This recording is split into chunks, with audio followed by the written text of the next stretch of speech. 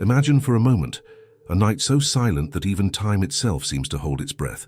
Above, the sky glows with countless stars, silent witnesses to eternity.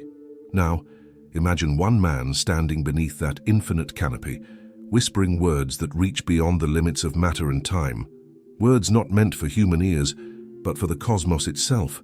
What if I told you that when Jesus spoke, he did not speak only to people, but to the stars? Think about it. Every word he uttered carried vibration, frequency, light, the very essence of creation. Let there be light was not merely an ancient command, it was the moment consciousness awakened in the universe. When Jesus spoke, his words were echoes of that same divine frequency, harmonizing with the rhythm of galaxies and the music of existence itself. In this video, we will journey deep into one of the most profound mysteries of all, the secret dialogue between the Christ consciousness and the cosmos. We will explore how ancient teachings, from the Gospel of John to Hermetic philosophy and modern astrophysics, point to a hidden truth, that every star, every atom, and every soul is part of the same divine conversation.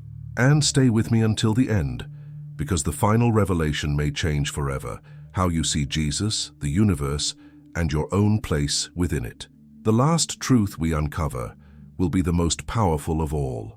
Before we begin, take a moment to subscribe to this channel, like this video, and share your thoughts in the comments below.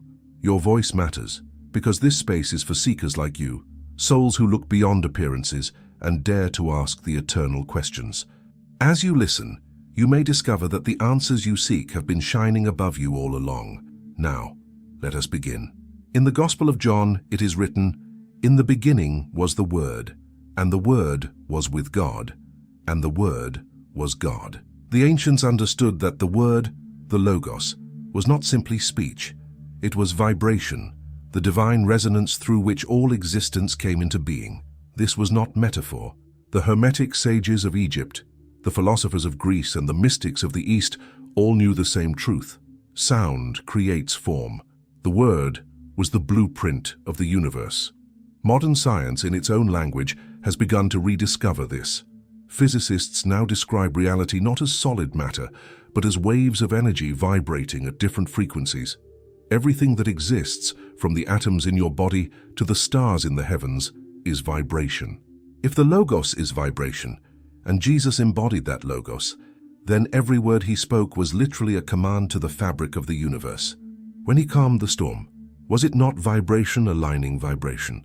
When he healed the sick, was it not divine frequency restoring harmony where dissonance had entered the body? And when he said, "Peace, be still," was he not speaking not only to the waves of the sea, but to the very energies of creation itself, energies that recognize their source and obey? This is not poetic exaggeration. Ancient mystics like Pythagoras taught that the planets and stars move in patterns of sacred geometry, the music of the spheres. To them, the cosmos was not dead space, but a living harmony. The early Christians, steeped in both Hebrew mysticism and Hellenistic thought, understood this too. The heavens declare the glory of God, not through sound, but through vibration, the same divine frequency that spoke through Christ. Now pause and ask yourself, what if Jesus was not only a teacher of men, but also a communicator with the cosmos? What if his miracles were messages written in the language of energy, frequency, and light? And most importantly, what does that mean for you, for me, and for the human soul that also carries that divine spark? As above, so below. That Hermetic axiom means that what happens in the heavens reflects what happens within us. The stars are not distant observers, but mirrors of our own inner light. Every heartbeat echoes the pulse of creation. Every breath connects us to the same spirit that moved over the waters in the beginning. And when Jesus spoke to the stars, he was awakening that memory, reminding the universe and us of who we truly are. Have you ever looked up at the night sky and felt that something was looking back? That strange wordless awareness, as though the stars themselves recognize you? Ancient mystics called that the living silence, the moment when your soul remembers its origin in the divine. The same energy that formed galaxies burns quietly within your heart. And that is why the words of Christ still vibrate through time, not as mere teachings, but as frequencies of awakening. As we continue, we'll uncover what ancient texts and modern science both suggest, that consciousness and matter are intertwined, and that the words of Christ resonated through both realms, spiritual and cosmic. By the end of this journey, you may see that when Jesus spoke, the stars themselves listened. Imagine standing with Jesus on a quiet hillside under the open heavens. The night air is still, and above you the Milky Way stretches like a river of living fire. The disciples are asleep, but he remains awake, his eyes lifted toward the stars. In that moment, he is not praying in the way we understand. He is communing. His silence is speech. His breath is vibration. He is speaking to the cosmos in the language of light. It is easy to forget that the same hands that healed the blind and raised the dead were formed from the dust of the earth, yet animated by the breath of the infinite. He was human, but he was also the Logos made flesh. When he looked to the heavens, he saw not cold, distant suns, but living beings, radiant intelligences, part of the grand design of creation. The ancients called them the Watchers, the Lights, the hosts of heaven. And though their meanings differ across cultures, they all share one insight: the stars are not mute. If you listen closely, even modern science whispers the same truth. Astrophysicists have discovered that every star emits a unique frequency, a celestial song. The cosmos is literally filled with sound, though our ears cannot hear it. The universe vibrates with endless harmony, as though fulfilling what the psalmist once wrote: "The heavens declare the glory of God. The skies proclaim the work of his hands." When Jesus gazed into those heavens, he was looking into the mirror of creation, a reflection of the divine word that had brought all things into being. The Gospel of John does not say, "Through him some things were made." It says, "Through him all things were made." That includes the stars themselves, the galaxies, and the very structure of space and time. So when he spoke, his words were not confined to the air around him. They rippled through the fabric of reality itself. Let us go deeper. In the book of Genesis, light is the first creation. "Let there be light," the phrase that awakened the cosmos. But light is more than illumination. It is information, vibration, consciousness. Physicists describe photons as both waves and particles, matter and energy united. Could it be that divine speech, the word itself, manifests as the very light of creation? When Jesus said, "I am the light of the world," he may have been revealing more than a metaphor. He was identifying himself with the original vibration, the eternal frequency that sustains the universe. This idea finds surprising echoes in other traditions. In Hindu philosophy, the universe begins with the sacred sound Om, the primal vibration of creation. In ancient Egyptian mysticism, Thoth speaks the world into being. The Hermetic texts say, "God is a circle whose center is everywhere and circumference nowhere." In every tradition, sound, word, or vibration is the bridge between spirit and matter, and Jesus stands upon that bridge, uniting heaven and earth, man and cosmos, sound and silence. Think about how he performed his miracles. He did not use incantations or rituals. He spoke, "Rise, be healed, come forth." Simple words, yet they bent the laws of nature. That is not command through force. It is resonance. When the vibration of the word meets the vibration of creation, harmony is restored. This is why those who were near him felt peace, why nature itself seemed to respond. His words carried the same frequency that had once set the stars in motion. Now consider this. When Jesus walked upon the water, he was not defying gravity. He was in perfect harmony with the frequency of the elements. When he told the sea to be still, he was not silencing it through authority, but reminding it of its origin in divine order. The universe recognizes its creator's voice. The waves listened, the winds obeyed, and the stars, they too listened.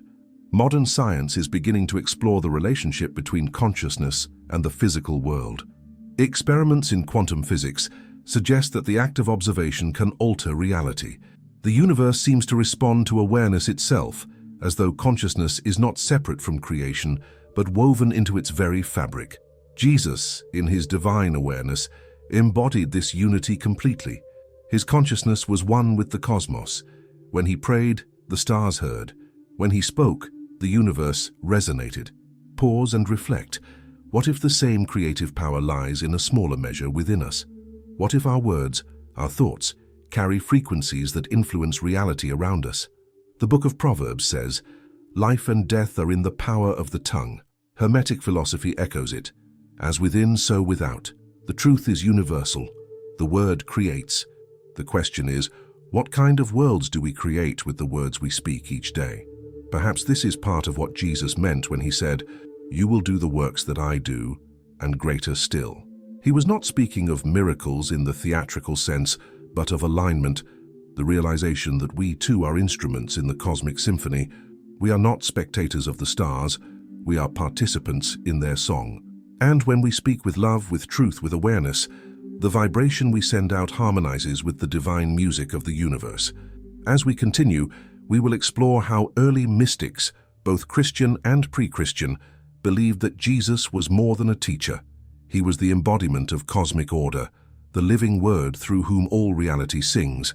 And perhaps, by understanding this, we will learn to listen again, not only to our world, but to the voice of the stars themselves. There is a hidden thread that runs through every sacred text, every mystical teaching, every whisper of revelation passed through time, and it is this: the outer universe and the inner universe are reflections of one another. The same divine order that governs the stars also governs the human soul. When Jesus spoke to the stars, he was not only addressing the heavens above, he was awakening the heavens within. Imagine for a moment that your soul is a galaxy. Within you are suns, planets, constellations of memory and emotion, light and shadow. Your thoughts are like comets that leave trails of energy in the vastness of your inner sky. Just as the stars are born in the fire of cosmic creation, your consciousness is born in the fire of divine awareness. The words of Christ are not merely instructions for moral life. They are the resonance that activates those inner stars, the divine intelligence that already lives within you. When he said, "The kingdom of God is within you," he was revealing one of the most profound esoteric truths ever spoken. The ancients of every culture sought to map the heavens because they believed that by understanding the cosmos, they would understand themselves. Astrology was never meant to predict trivial events. It was a sacred science of correspondence, a way of reading the language of the soul through the symbols of the stars. To know the heavens was to know the divine pattern written within one's own being. But Jesus went beyond observation. He did not merely interpret the stars, he spoke to them. He stood in direct relationship with the living cosmos, not as an observer, but as its voice. His consciousness vibrated in perfect harmony with creation itself. The stars responded because they recognized their source within him. In the Gospel of Matthew, it is written that at the moment of his birth, a star appeared in the east, guiding the wise men to him. That star was no coincidence. It was a cosmic response, a celestial salute to the arrival of the incarnate Logos. The heavens proclaimed his birth because the universe itself was participating in his manifestation. It was as though the cosmos whispered, "The Word has entered form again." The Magi, often misunderstood as mere astrologers, were initiates, keepers of ancient wisdom, who knew that celestial signs mirror spiritual realities. They recognized that this child was the embodiment of the cosmic principle they had studied in symbols and stars. They followed that light because they knew it was not just a star in the sky, but the light of divine intelligence made flesh. As he grew, Jesus continued to demonstrate this living union between spirit and cosmos. When he spoke of faith as small as a mustard seed moving mountains, he was revealing the law of vibration, that consciousness aligned with divine order can shift the very patterns of reality. The stars, too, move according to this law. Each orbit, each revolution, is an expression of perfect obedience to the word that sustains them. Creation listens to the voice of harmony, and everything that aligns with it moves in divine rhythm. Modern cosmology describes the universe as expanding outward from a single point, the moment of creation, the primordial explosion of light. The mystics see the same event not as a beginning lost in time, but as an eternal act still happening now. The word continues to speak, and the stars continue to respond. Existence itself is an ongoing conversation between the Creator and creation, and you are part of that conversation. Every heartbeat, every thought, every act of love adds to the music of the spheres. Consider this: if the universe was born through vibration, then silence must be its womb. The silence Jesus sought in his moments of prayer was not absence, it was presence.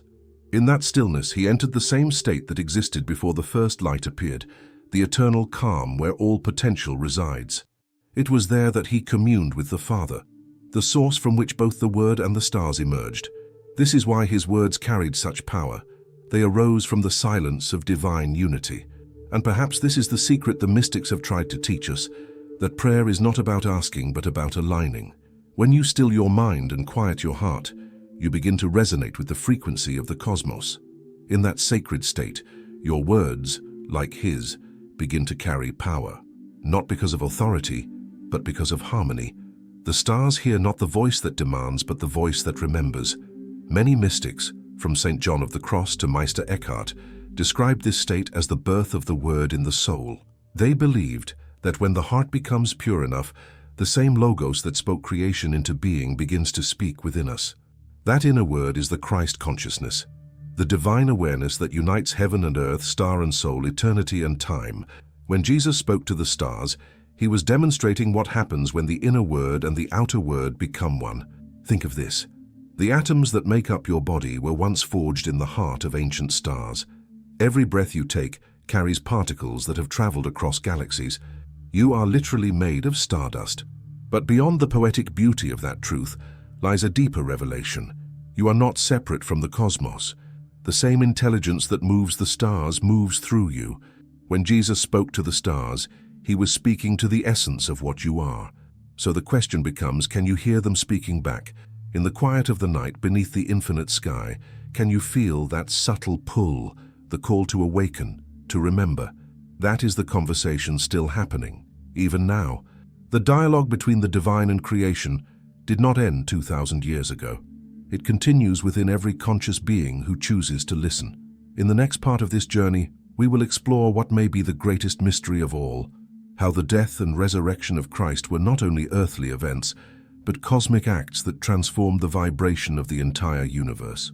For when Jesus spoke his final words, "It is finished," the stars themselves heard, and the cosmos was forever changed.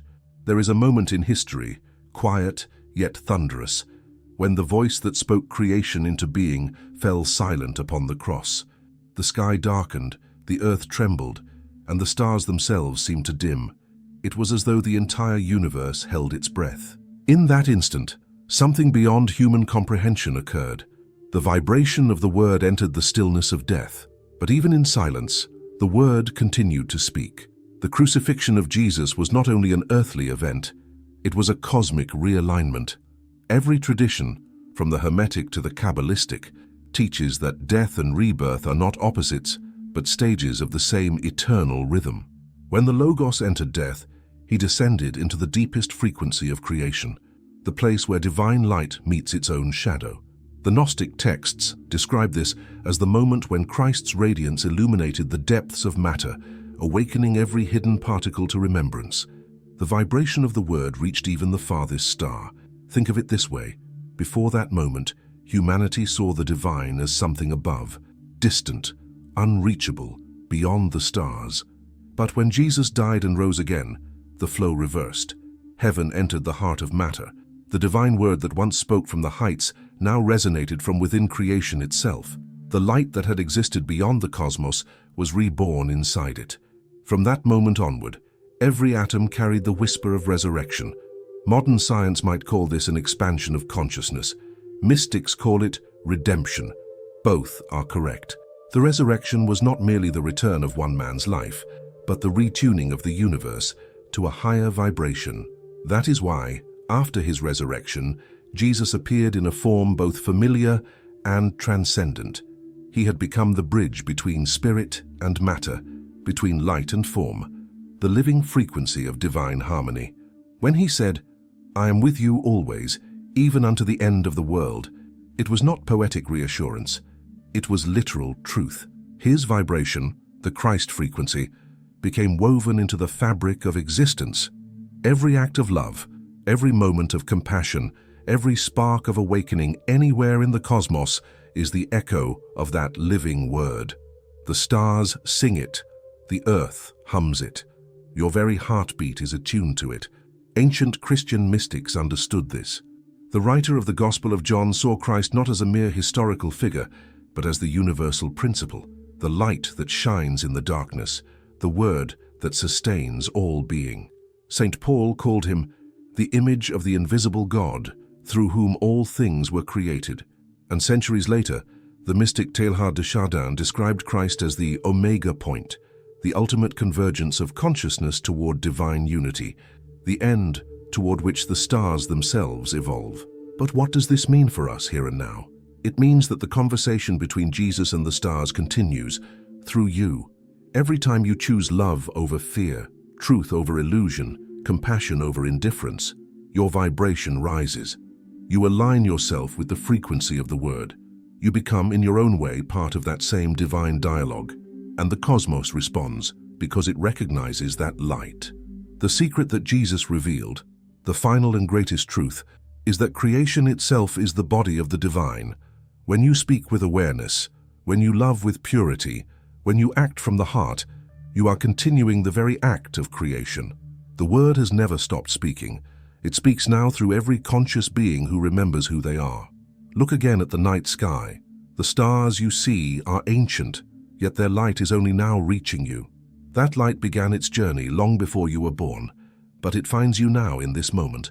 Perhaps that is how divine truth works, timeless, yet arriving precisely when you are ready to receive it. Every ray of starlight is a message. You are not separate. You are part of the same radiance. When Jesus spoke to the stars, he reminded them of their origin in love. When he speaks to you, he does the same. The difference is only in awareness. The stars have never forgotten. They still sing their eternal song of praise. Humanity, however, must remember, and remembering begins with stillness. In silence, the vibration of the word can be heard again. In the quiet of your heart, you can feel what the stars have always known. Now imagine yourself standing once more beneath the infinite sky. The stars shimmer like living embers, each one a syllable in the great hymn of existence. The wind is soft, the air electric with presence.